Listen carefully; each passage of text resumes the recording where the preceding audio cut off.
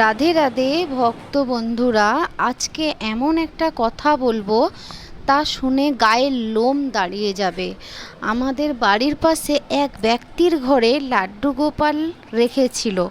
তাদের বাড়িতে লাড্ডু গোপালের সেবা, পুজো পাঠ এত সুন্দরভাবে করতো, তা দেখে আমার খুবই ইচ্ছে করতো লাড্ডু গোপালের সেবা করতে।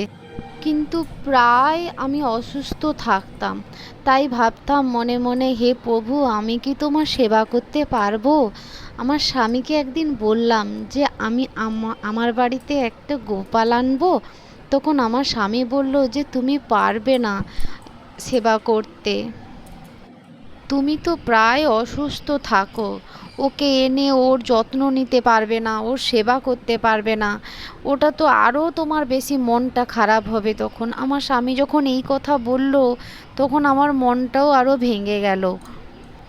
তারপরে একদিন আমরা কালীঘাটে পুজো দিতে যাই। পুজো দেওয়ার পরে বাড়ি ফেরার পথে এক দোকানের দিকে যখন তাকাই, তখন দেখলাম কত গোপাল ঠাকুর। দেখে আমার মনটা এতটাই ছটফট করছিল, ওখান থেকে আমার বাড়ি আসতে একদম ইচ্ছেই করছিল না।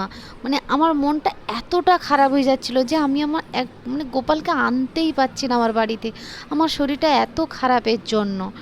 তারপরে হঠাৎ আমার ছেলে সেইখানে তার বাবাকে বলে উঠলো যে বাবা, আমি গোপাল নিব।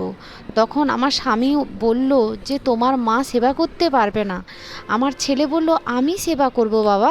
তখন ছেলের উপরে রেগে উঠলো। তখন আমি মনে মনে ভাবলাম, স্বয়ং গোপালকে স্মরণ করলাম যে তুমি, হে প্রভু, তুমি কি চাও না আমার বাড়িতে যেতে? আমি কি পারবো না তোমার সেবা করতে?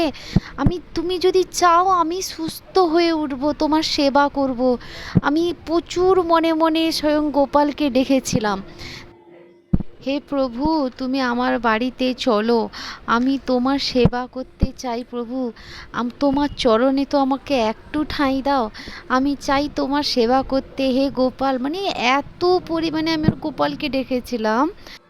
তারপরে দোকান থেকে সবাই ফিরে আসছিলাম, নিল না, ফিরে আসছি, কিছুটা এসছি, আমি পিছন ঘুরে দেখি, যখন আমার স্বামী দেখে আমি পেছন ঘুরে তাকাচ্ছি, তখন আমার স্বামী দোকানে গিয়ে গোপালকে নিল, দিয়ে বলল তুমি পারবে তো সেবা করতে? হোক। আমি বললাম হ্যাঁ আমি পারবো, তো নিয়ে চলো, ভগবান যদি ঠিক আছে তো আমি সুস্থ হয়ে আমার গোপালের সেবা করতে পারবো। তারপরে আমাদের বাড়িতে গোপাল চলে এলো। চলে আসার পরে তোমরা বিশ্বাস করবে না বন্ধুরা, যে মানুষ প্রায় অসুস্থ থাকতো, ওর অসুস্থ ভাব পরপর কাটতে থাকলো। তখনই বুঝলাম বন্ধুরা যে সত্যি গোপাল কত রকমের লীলা করে।